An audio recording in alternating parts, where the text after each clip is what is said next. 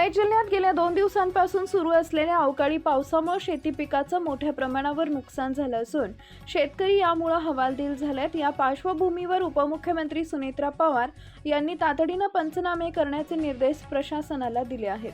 पुणे जिल्ह्यात गेल्या 2 दिवसात झालेल्या अवकाळी पावसामुळे शेती पिकांचं मोठ्या प्रमाणावर नुकसान झालं असून शेतकरी अडचणीत सापडलेत। या पार्श्वभूमीवर पुणे जिल्ह्याचा पालकमंत्री तथा उपमुख्यमंत्री सुनेत्रा अजित पवार यांनी दूरध्वनीवरून जिल्हाधिकारी जितेंद्र डुडी यांच्याशी संपर्क साधून नुकसानाची सविस्तर माहिती घेत तातडीने पंचनामे करण्याचे निर्देश दिले। उपमुख्यमंत्री सुनेत्रा अजित पवार म्हणाले की जोरदार वारा आणि काही ठिकाणी गारपिटीसह झालेल्या पावसामुळे काढणीस आलेला गहू, ज्वारी यांसह इतर पिकांचं मोठं नुकसान झालंय। आंब्याचा मोहर गळून पडला असून द्राक्ष बागांनाही या अवकाळी पावसाचा फटका बसलाय। या परिस्थितीत नुकसानग्रस्त भागांचे तातडीने पंचनामे करून शेतकऱ्यांना दिलासा देण्यासाठी प्रशासनाला आवश्यक ती कार्यवाही करावी। कोणत्याही परिस्थितीत शेतकऱ्यांना त्वरित मदत मिळावी यासाठी प्रशासनाने तत्परतेने काम करण्याच्या सूचनाही त्यांनी केल्या आहेत। नमस्कार साहेब।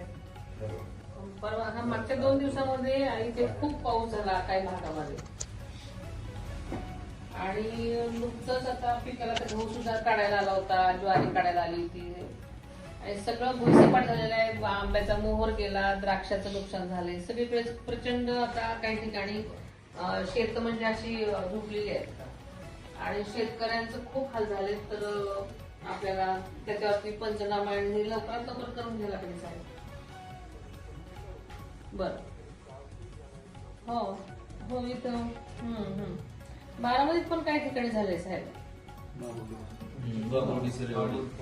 हो दौंड आणि कर्जतमध्ये जास्त झालेलं आहे। हो